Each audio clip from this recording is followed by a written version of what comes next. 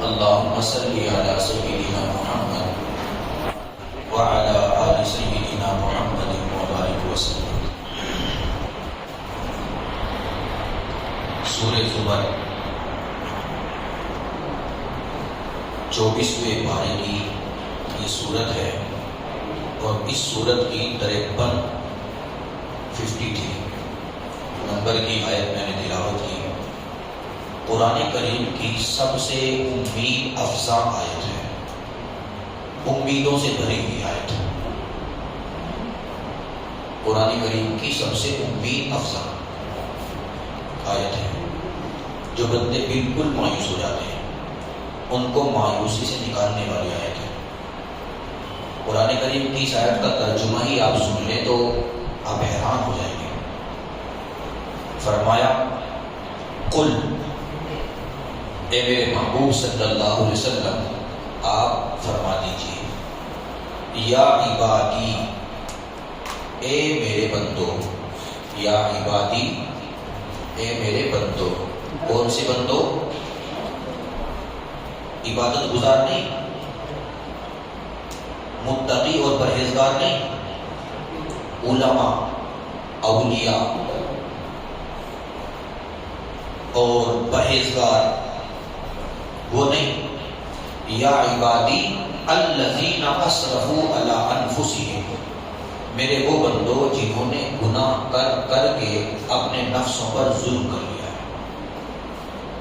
بعض مفسرین نے اس کا ترجمہ کیا ہے جو اتنے گناہ کر چکے ہیں کہ گناہوں میں ڈوب گئے ہیں، سر کے بالوں سے لے کر پاؤں کے ناخن تک گناہوں میں ڈوب گئے، میرے وہ بندو۔ یعنی یہ سمجھ لیں کہ ساری زندگی انہوں نے گناہ کمانے میں لگا دی ہے۔ میرے محبوب آپ ان کو فرما دیجئے کہ میرے وہ بندو جو گناہوں میں ڈوب چکے ہو، لا تقنطوا من رحمت اللہ، تم اللہ کی رحمت سے مایوس نہ ہو۔ اللہ کی رحمت تمہارے انتظار میں ہے۔ فَأَيْنَ تَذْهَبُونَ، تم کہاں جا رہے ہو؟ یہ ایسا ہی ہے جیسے باپ اپنے بچے کو شراب پیتا ہوا دیکھے، زنا کرتا ہوا دیکھے، جھوٹ بولتا ہوا دیکھے، حرام کاموں میں مبتلا دیکھے، تو کوئی غیرت مند باپ یہ نہیں کہے گا کہ او میرے زنا کرنے والے بیٹے، او میرے شراب پینے والے بیٹے، او میرے نافرمان بیٹے، کہے گا کوئی؟ قربان ہو جائے رب کی رحمت پر۔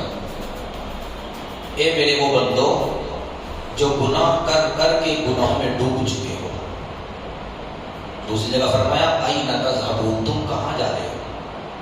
میرے سے زیادہ پیار کرنے والا تمہیں کون مل گیا؟ فَأَنَّا تُسْحَرُونَ، کس نے تمہارے اوپر جادو کر دیا ہے کہ تمہارا رخ میری طرف سے ہو گیا؟ لا تقنطوا من رحمت اللہ، اللہ کی رحمت سے مایوس کیوں ہو؟ اللہ تعالیٰ اپنی آغوش رحمت میں لینے کے لیے تمہیں بھی تیار ہے۔ ان اللہ یغفر الذنوب جمیعا، بے شک اللہ تعالیٰ تمام گناہوں کو بخش دے گا۔ جمیعا، تمام گناہوں کو، جتنے گناہ تم کر چکے ہو، کما چکے ہو، ان تمام گناہوں کو اللہ تعالیٰ بخش دے گا۔ انہ هو الغفور الرحیم، بے شک وہ بخشنے والا، رحم کرنے والا ہے۔ حدیث پاک میں اللہ کے پیارے محبوب علیہ السلام نے ارشاد فرمایا التائب من الذنب کمن لا ذنب لہ، گناہوں سے توبہ کرنے والا ایسا ہے جیسا اس نے گناہ کیا ہی نہیں۔ ایک اور حدیث پاک میں پیارے نبی نے ارشاد فرمایا التائب حبیب اللہ، توبہ کرنے والا اللہ کا محبوب ہے، اللہ کا پیارا ہے۔ ایک اور حدیث پاک میں رسول اللہ صلی اللہ علیہ وسلم نے ارشاد فرمایا ایک بندہ اتنے گناہ کرے کہ گناہ کر کر کے وہ زمین میں آسمان تک گناہوں کو بھر دے، اتنے گناہ کرے کہ اس کے گناہوں سے زمین آسمانوں تک بھر جائے، پھر وہ اللہ سے معافی مانگے، اللہ تعالیٰ اسے معاف کر دیتے ہیں۔ امام غزالی رحمۃ اللہ علیہ نے فرمایا کہ اگر ایک بندے کو 1000 سال کی عمر مل جائے سال تک دن رات اللہ کی نافرمانی کرتا رہے، دن رات، پھر بھی اس کے گناہ اتنے نہیں ہوں گے کہ اس کے گناہوں کی تہ آسمان تک پہنچ جائے۔ اب ایک بندہ 50 سال میں 60 سال میں کتنے گناہ کر سکتا ہے؟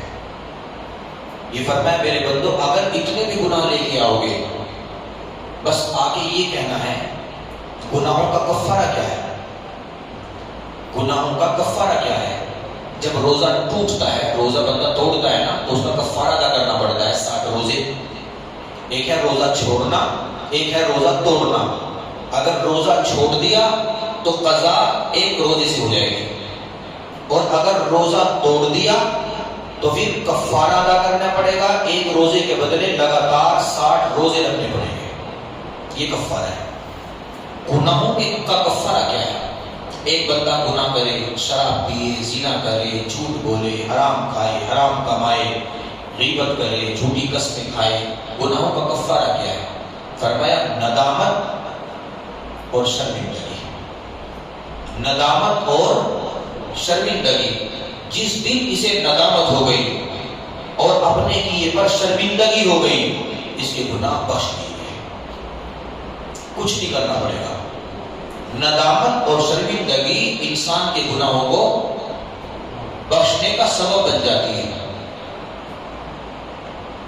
نادم ہو کے بندہ اللہ کے پاس آئے، میں تیرے سامنے جھک رہا ہوں خدا، جس دن یہ کہہ دے میں تیرے سامنے جھک رہا ہوں خدا، میرا کوئی نہیں اللہ تیرے سوا، جس دن اس نے آگے یہ کہہ دیا، وہ کوئی بوڑھا تھا نا بڑے میاں، وہ رات دن بھیک مانگتا تھا، نابینا تھا، بھیک مانگتے مانگتے زندگی گزر گئی۔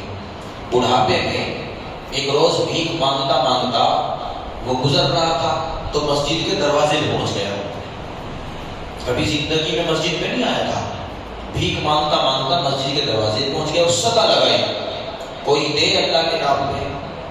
اب وہ جس کے دروازے پہ جاتا تھا تو وہاں سے ایک روٹی، آدھی روٹی، 1 پیسہ 2 پیسہ اسے ملتا تھا، مگر ایک روز بھیک مانگتا مانگتا مسجد کے دروازے پہ پہنچا اور زور کی صدا لگائی، مگر اندر سے کوئی روٹی دینے کے لیے اور پیسہ دینے کے لیے نہیں آیا۔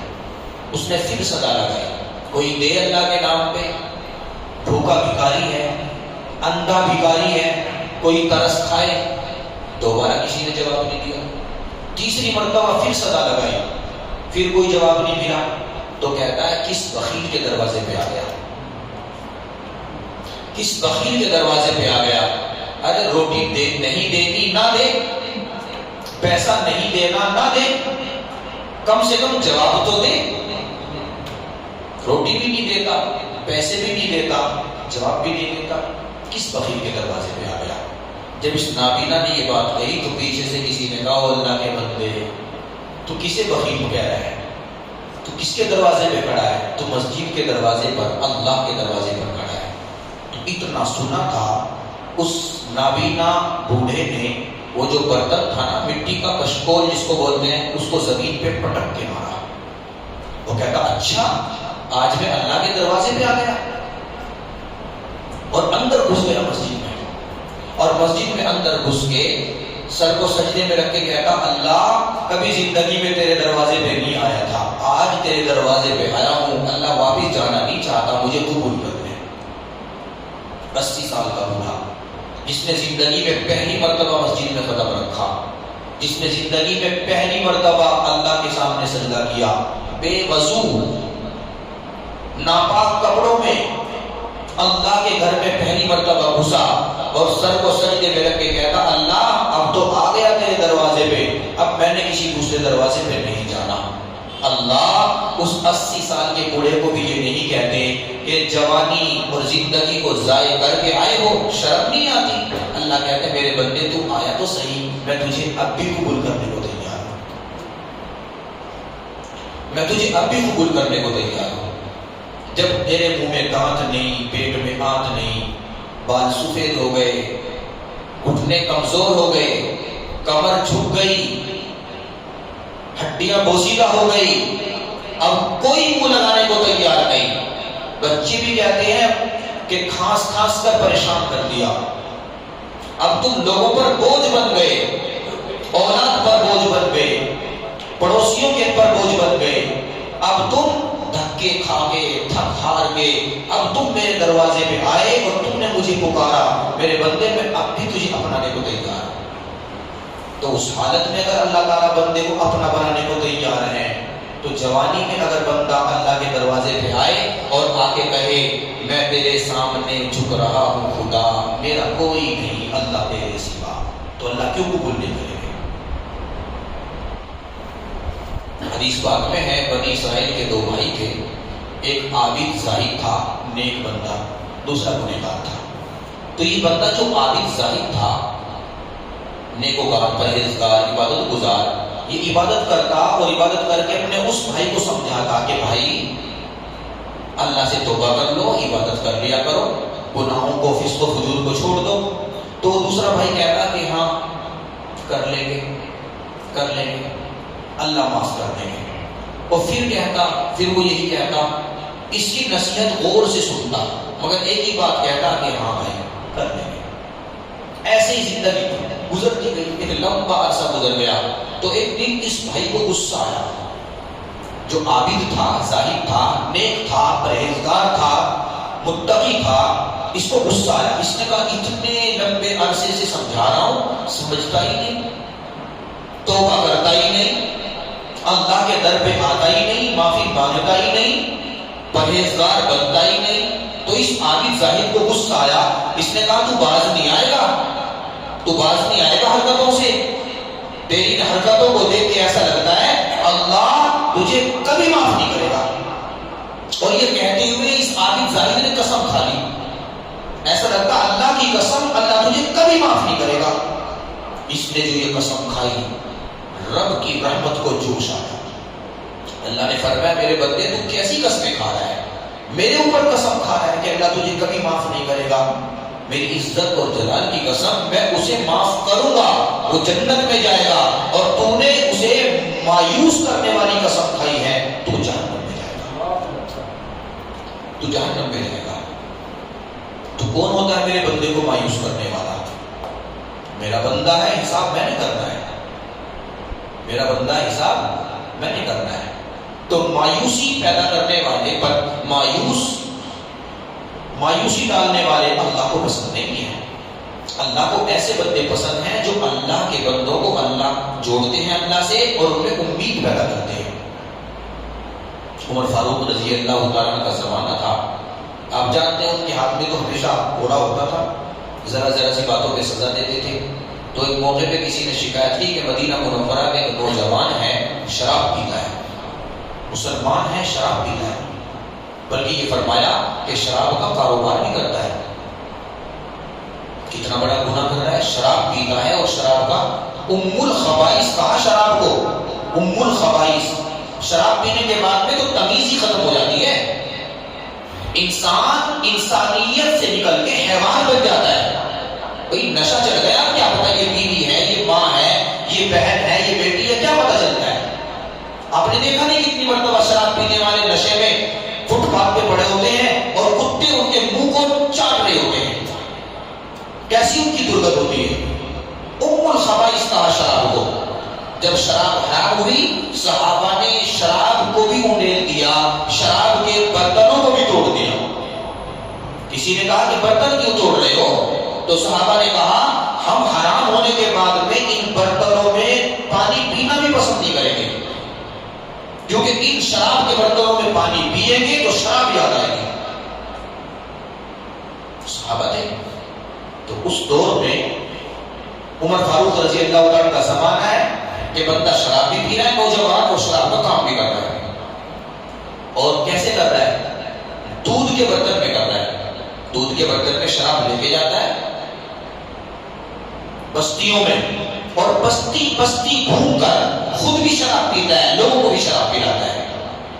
اور فاروق رضی اللہ عنہ نے فرمایا اچھا کس وقت جاتا ہے اور کب آتا ہے؟ ٹائمنگ طے ہوئی، پتا چلا فلاں ٹائم پہ جاتا ہے، تو حضرت امیر المومنین کئی راستے میں چھپ کے بیٹھ گئے۔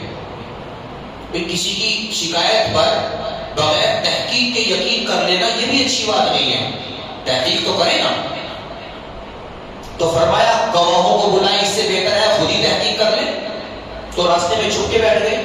اب وہ وقت متعینہ پر وہ بندہ آیا اور اس کے ہاتھ میں وہ دودھ کا برتن جس میں شراب بھری ہوئی ہے.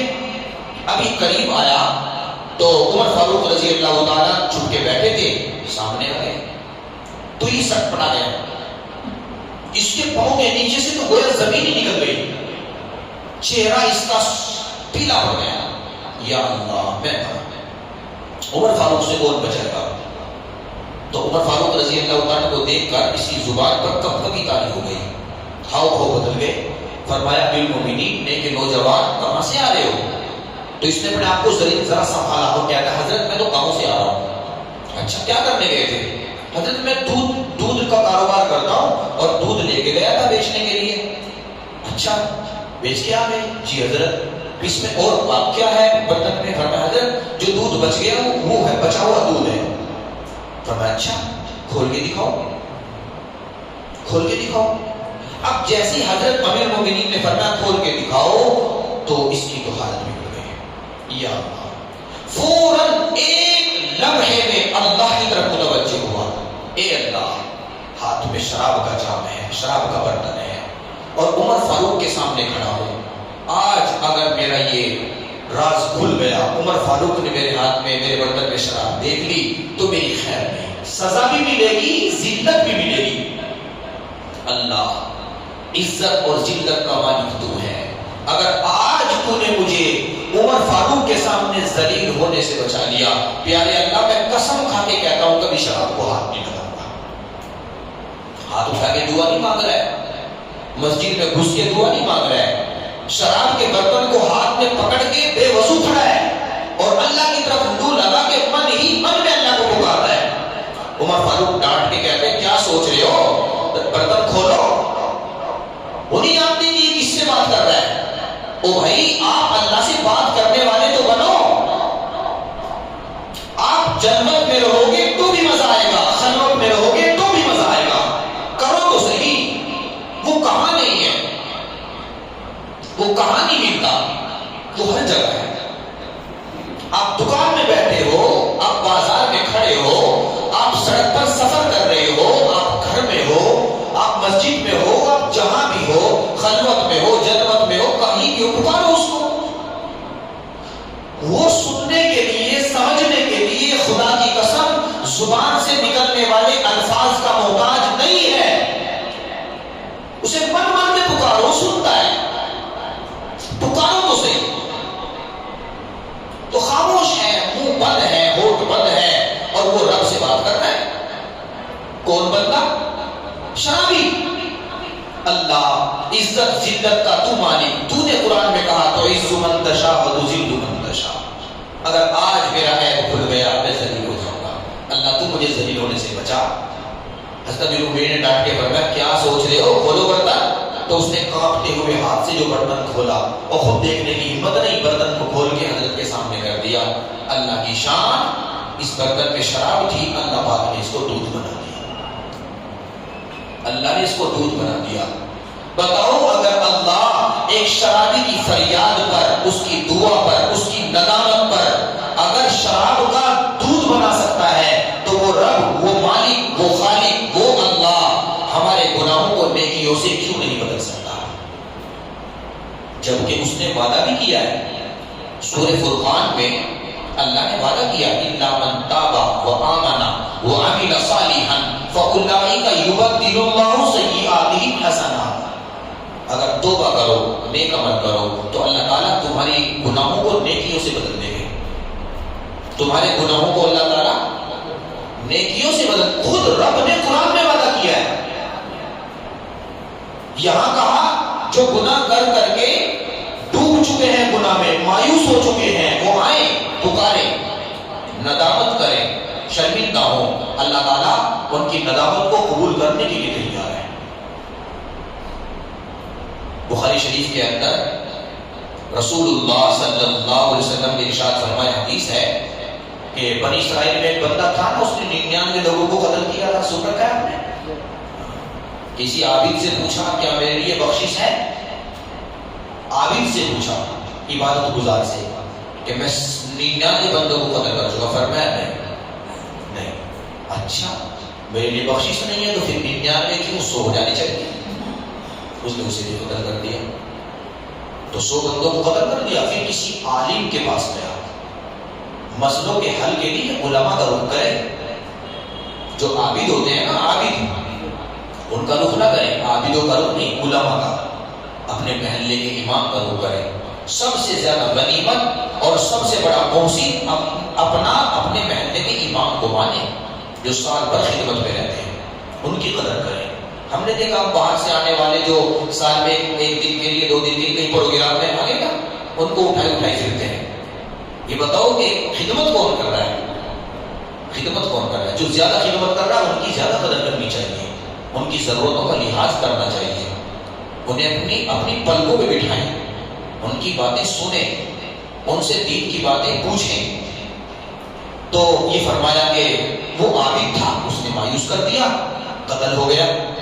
پھر کسی عالم کے پاس پہنچا کہ حضرت 100 بندوں کو قتل کر چکا ہوں, اللہ معاف کر دیں گے؟ فرمایا ہاں. کیوں نہیں کریں گے؟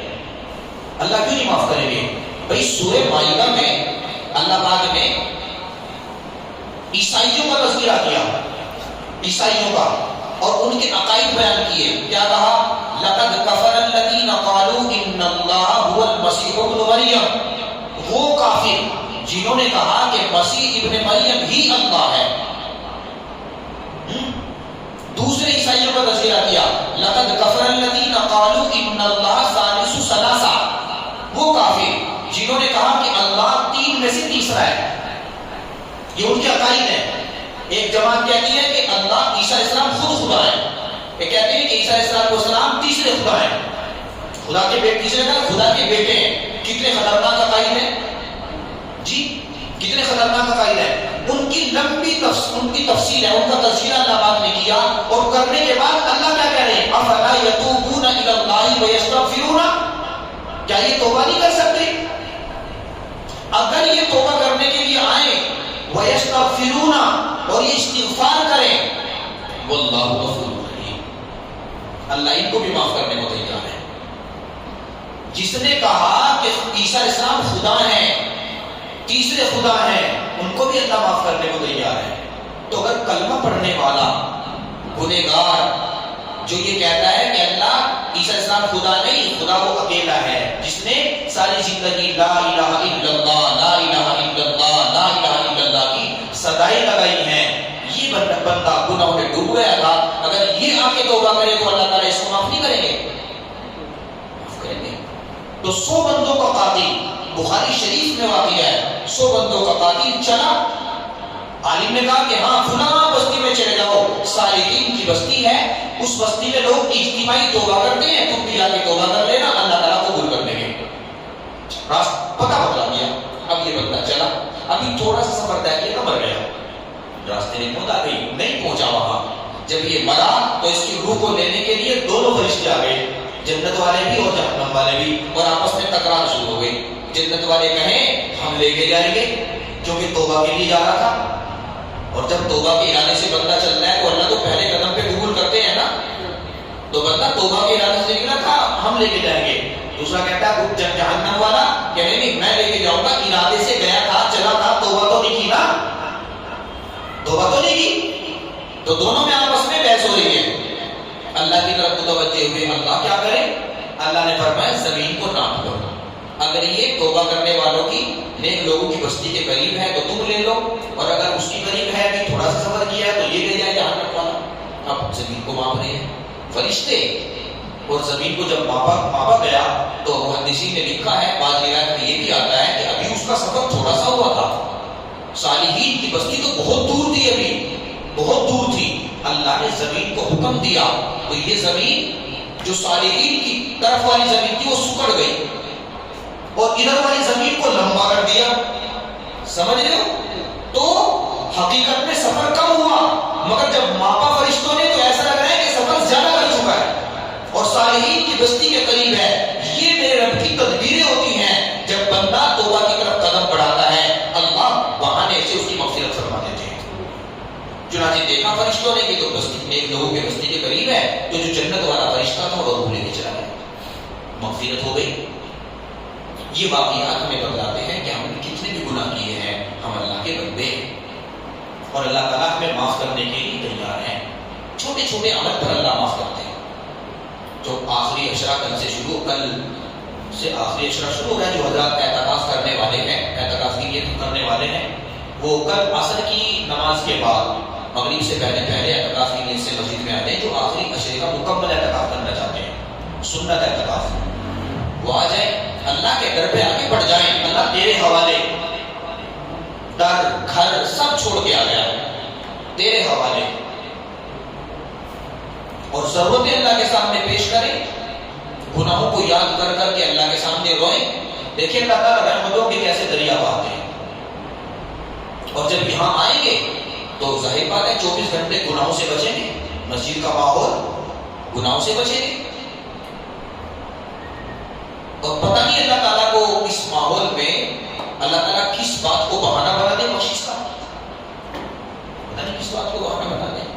یہ اللہ والے تھے نا, طواف کر رہے تھے خانہ کعبے کا, اور طواف کرتے کرتے وہ یہ دعا کر رہے تھے, پیارے اللہ, ایک اللہ کے ولی ہیں, طواف کرتے ہوئے کیا کہہ رہے, اللہ. اصحاب کہف کا واقعہ ہم نے سنا ہے, پڑھا ہے قرآن کریم کے اندر, کہ وہ سارے اصحاب کہف تیرے ولی تھے, ان کے پیچھے پیچھے کتا چلا تھا. اللہ آپ نے اپنے ولیوں کی برکت سے اس کتے کو بھی جنت عطا کر دی. اللہ یہ اتنے سارے تیرے ولی طواف کر رہے ہیں, اور میں تو اصحاب کہف کے کتے کی طرح ان کے پیچھے پیچھے چل رہا ہوں. اللہ اگر آپ اصحاب کہف کے کتوں کا لحاظ, ان کا اصحاب کہف ان ولیوں کا لحاظ کر کے کتے کو جنت میں داخل کر سکتے ہیں, اللہ اپنے ان ولیوں کا لحاظ کر کے مجھے بھی جنت عطا کر دیجیے. اللہ کا ولی ہے, یہ دعا کر رہا ہے. سمجھ رہے ہو, خود پسندی میں مبتلا نہیں. اللہ کہتے ہیں میرے بندے تجھے تو پہلے ہی معاف کر چکا ہوں, مگر تیری اس عاجزی پر تیرے آگے آگے جو چل رہی ہیں میں ان کو بھی معاف کرتا ہوں. تیری اس عاجزی پر بڑے بول بولتا تو مرا جاتا, تیری اس عاجزی پر کہ تو نے اپنے کو حقیر کہا نا, کمتر سمجھا نا, تو تیرے اس حقیر سمجھنے پر میں نے تیری برکت سے جو تیرے آگے آگے آ رہے ہیں میں نے ان کو بھی معاف کر دیا. تو ایسی باتیں جب بندہ اللہ سے کرے, اللہ لٹا پٹا آ گیا, اللہ لٹا پٹا آ گیا.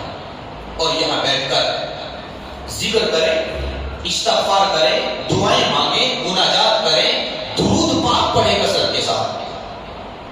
درود پاک کی ایسی بڑی عبادت ہے, قرآن کریم میں جتنی عبادتوں کا اللہ پاک نے حکم دیا, کوئی عبادت اللہ خود نہیں کرتے, کوئی عمل اللہ نہیں کرتے. نماز پڑھو تو کیا اللہ نماز پڑھتے ہیں؟ زکات دو, حج کرو, کیا اللہ کرتے ہیں؟ یہ عبادت جن کا اللہ میں حکم دے رہے ہیں وہ اللہ نہیں کرتے.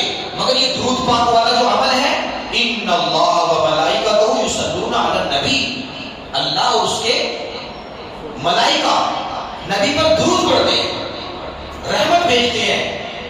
یا ایھا الذین آمنوا صلوا علیہ, اے ایمان والو تم بھی نبی پر درود بھیجو, سلام پڑھو. تو اتنی مبارک عبادت ہے درود. فرمایا جو کثرت کے ساتھ مجھ پر درود پڑھے گا قیامت کے دن میرے سب سے زیادہ قریب ہوگا.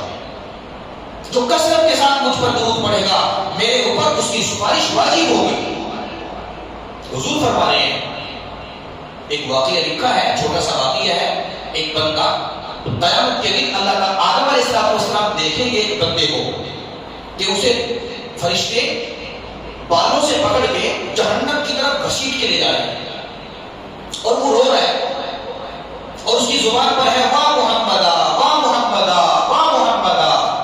حضور کا نام لے رہا ہے, مجھے بچا لے, مجھے بچا لے.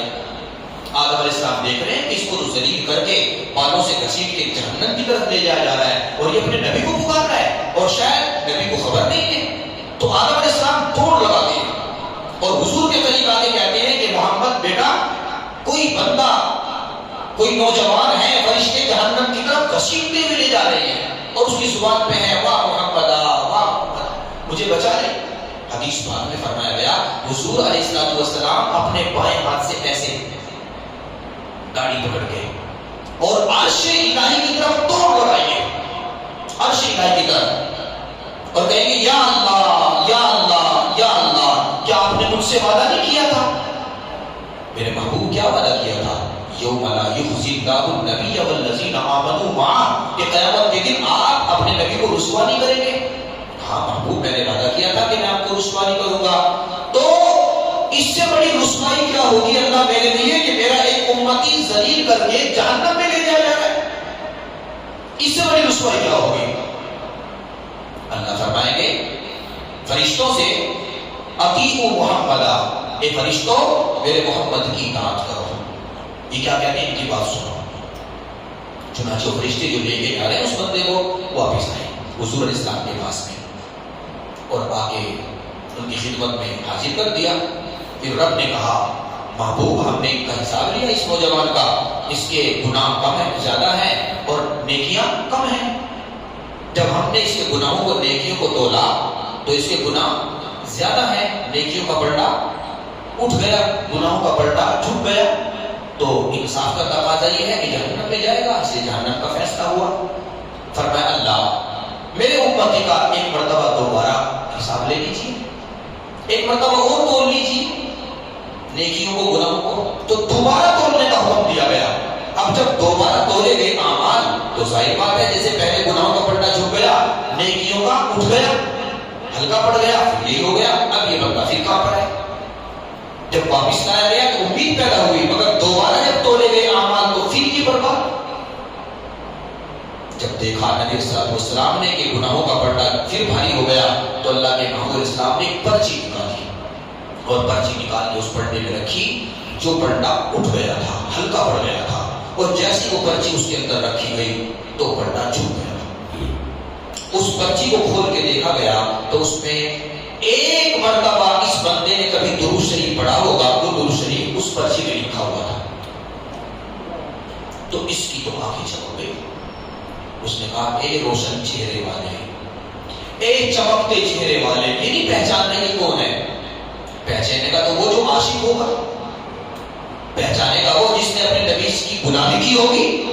یہ تو غافل تھا، یہ تو بدماشیاں کرتا تھا، یہ تو عیاشیاں کرتا تھا، یہ تو گناہوں میں ڈوبا ہوا تھا، اسے نبی کے چہرے سے اور نبی کی زندگی سے پیار نہ تھا، تو اس نے نہیں پہچانا۔ تو کہتا ہے اے روشن چہرے والے، اے چمکتے چہرے والے، آپ کون ہیں؟ تو محبوب علیہ السلام نے فرمایا میں تیرا نبی ہوں محمد، اور اس پرچی میں وہ ایک درود لکھا ہے جو تو نے زندگی میں ایک مرتبہ مجھ پر پڑھا ہے، ایک مرتبہ پڑھا ہے۔ تو اگر ایک مرتبہ کے درود کی اللہ کے محبوب ایسی حفاظت کریں گے اور قیامت کے دن وہ کام آئے گا تو آپ ہزاروں مرتبہ اگر پڑھو گے تو آپ کے درجے کتنے اونچے ہو جائیں گے۔ جب وہ دیکھے گا پلڑے کو چھپا ہوا نیکیوں کا تو اس کی آنکھیں چمکے گی۔ اللہ تعالیٰ فرمائیں گے اب اس کا کیونکہ نیکیوں کا پلڑا جھک گیا، یہ کامیاب ہو گیا، فرشتوں اب اسے جنت کے فرشتوں کے حوالے کرو، میرا بندہ جنت میں جائے گا۔ تو ایک فرشت ایک ہی مرتبہ کا درود شریف نجات کا ذریعہ بنا کہ نہیں بنا؟ کثرت کے ساتھ درود پڑھیں، کثرت کے ساتھ درود پڑھیں، محبت کا ثبوت ہے۔ نبی علیہ السلام سے اگر محبت ہے، ایک صحابی نے کہا حضور میں کتنا درود پڑھوں؟ میں تہائی پڑھتا ہوں، فرمایا زیادہ کر دو، فرمایا آدھا کر لوں، فرمایا اور زیادہ کر دو، فرمایا 2 حصے کر لو، عبادت ایک حصہ عبادت باقی اور 2 حصے، فرمایا ہاں اگر اور زیادہ کر لو تو اچھا ہے۔ تو نے کہا اللہ کے لیے بس میں تو درود ہی پڑھتا رہوں گا، فرمایا پھر تو اللہ تعالیٰ تمہارے غموں کو دور کر دیں گے، پھر اللہ تعالیٰ تمہارے غموں کو دور کر دیں گے، تمہاری مغفرت کر دیں گے۔ من صلی علیہ صلاۃ، جس نے ایک مرتبہ میرے اوپر درود شریف پڑھا، اللہ تعالیٰ اس پر 10 رحمتیں نازل کرتے ہیں، اس کے 10 درجے بلند ہوتے ہیں، سمجھ رہے ہیں؟ 10 درجے اس کے بلند ہوتے ہیں، اور اس کے لیے مغفرت کا وعدہ ہے اللہ کی طرف سے۔ تو اس لیے کثرت کے ساتھ میں درود بھی پڑھیں، چلتے پھرتے پڑھیں درود شریف، اور جنہیں اللہ تعالیٰ اعتکاف کا موقع دے، اگر موقع ہے تو اعتکاف کریں، اور اعتکاف میں بھی معمول بنائیں روزانہ ہزاروں مرتبہ درود شریف پڑھنے کا۔ یہ عمل ایسا ہے کہ اللہ کے یہاں قبولیت کے اعلیٰ درجوں پر پہنچاتا ہے۔ اللہ تعالیٰ مجھے بھی آپ سب کو بھی عمل کی توفیق نصیب فرمائے۔ وما علینا الا البلاغ۔ تھوڑی سی دیر مراقبہ کر لیں، 2 منٹ کے لیے آنکھ بند کر لیں، اپنا تعلق اللہ سے جوڑ لیں، آنکھ بند کر کے یہ سوچیں کہ اللہ کی رحمت آ رہی ہے، میرے دل میں سما رہی ہے، اور میرے دل کی ظلمت دور ہو رہی ہے، اور میرا دل اللہ اللہ اللہ کر رہا ہے۔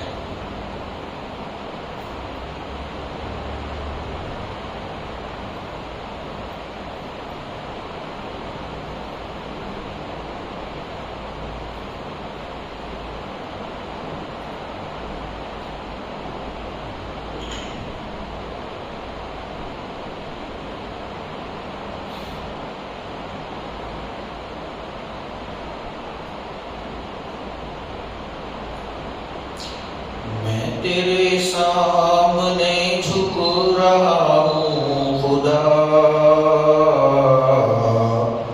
میرا کوئی نہیں اللہ تیرے سوا، میں تیرے سامنے جھک رہا ہوں خدا، میرا کوئی نہیں اللہ تیرے سوا، میں گنہگار ہوں، میں خطا کار ہوں، میں سیاہ کار ہوں، میں سزاوار ہوں، میں گنہگار ہوں، میں خطا کار ہوں، میں سیاہ کار ہوں، میں سزاوار ہوں، میرے سجدوں میں تیری ہی حمد و ثنا، میرا کوئی نہیں اللہ تیرے سوا، میرا کوئی نہیں اللہ تیرے سوا، میں تو غفار ہوں، تو نے خود ہی کہا بخش دوں گا تجھے، یہ ہے وعدہ تیرا، میں تو غفار ہوں، تو نے خود ہی کہا بخش دوں گا تجھے، یہ ہے وعدہ تیرا، میری توبہ ہے توبہ اے میرے خدا، میرا کوئی نہیں اللہ تیرے سوا، میرا کوئی نہیں اللہ تیرے سوا، میں تیرے سامنے جھک رہا ہوں خدا، میرا کوئی نہیں اللہ تیرے سوا، الحمدللہ رب العالمین، ہاتھ اٹھانے کی دعا کے لیے، اللہم صلی علی سیدنا محمد وعلی آل سیدنا محمد وبارک وسلم، ربنا ظلمنا انفسنا وان لم تغفر لنا وترحمنا لنکونن من الخاسرین، یا اللہ ہمارے گناہوں کو معاف فرما، ہم سب کی غلطیوں کو درگزر فرما، پیارے اللہ رحم کا کرم کا معاملہ فرما، اللہ رمضان کا مہینہ گزر رہا ہے اور ہماری غفلت دور نہیں ہو رہی ہے، پیارے اللہ ہماری غفلت کو دور فرما، سستی کو دور فرما، رمضان کی قدر نصیب فرما، اللہ جو دن ایام بقیہ ہیں اللہ ان کی قدردانی نصیب فرمائے، پیارے اللہ ہمیں سچی پکی توبہ کی توفیق نصیب فرما، توبہ پر استقامت نصیب فرما، اے اللہ توبہ پر استقامت نصیب فرما، پیارے اللہ ہمیں مانگنا نہیں آتا، مانگنے کا سلیقہ نصیب فرما، بن مانگے عطا فرما، پیارے اللہ اجڑے ہوئے ہیں، اے اللہ زندگی اجاڑ کے بیٹھے ہیں، پیارے اللہ ہمیں بسا دیجیے، اللہ بسا دیجیے، نگاہیں بھی گندی ہیں، زبان بھی گندی ہے، اللہ ہمارے خیالات بھی گندے ہیں، اللہ سینہ بھی گندا ہے، دل بھی گندا ہے، پیارے اللہ ہمارے سینے کو آپ کی محبت سے لبریز فرما، دل کی سختی کو دور فرما، دل کی گندگی کو دور فرما، پیارے اللہ ہمارے دل میں پاکیزگی نصیب فرما، طہارت نصیب فرما، پیارے اللہ طہارت نصیب فرما، عبادات کی لذت نصیب فرما، سجدوں کا سرور عطا فرما، اللہ تلاوت کی حلاوت نصیب فرما، پیارے اللہ ہم دکھیارے ہیں، غموں میں گھرے ہوئے ہیں، پریشان ہیں، ٹوٹے ہوئے ہیں، اور پیارے اللہ ساری پریشانی ہمارے گناہوں کی وجہ سے ہے، سچی بات یہ ہے کہ ہم نے آپ کو ناراض کیا ہے، اللہ مخلوق کے پیچھے لگ کر خالق کو بھول گئے، اے اللہ سب کو ہم نے آزما کے دیکھ لیا، سب سے محبت کر کے دیکھ لیا،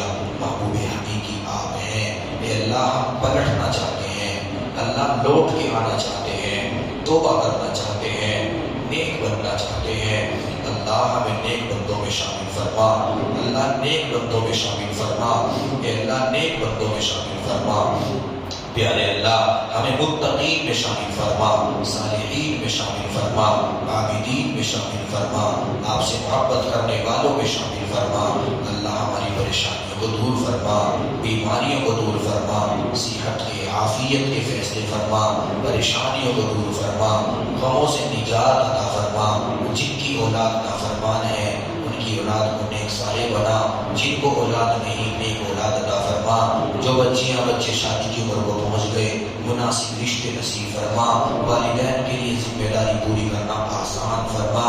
پیارے اللہ ہمیں نیکوکاری کی زندگی نصیب فرما، تقوی کا لباس عطا فرما، توبہ کا غسل عطا فرما۔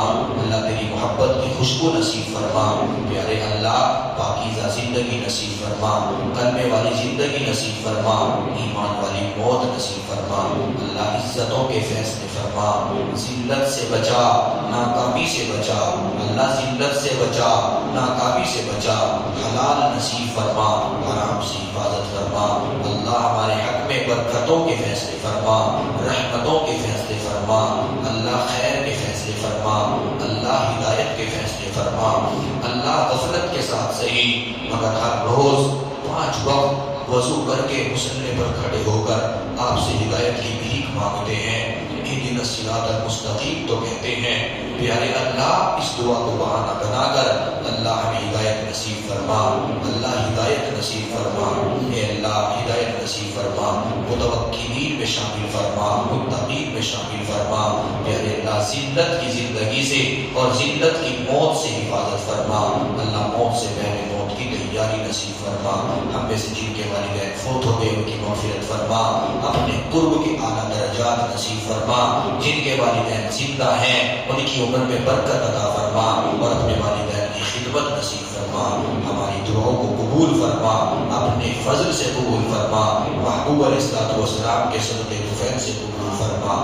جو مانگا وہ بھی عطا فرما، جو مانگنے سے رہ گیا اپنے فضل و کرم سے بن مانگے عطا فرما۔ صلی اللہ تعالی علی حبیبہ محمد وآلہ وصحبہ اجمعین برحمتک یا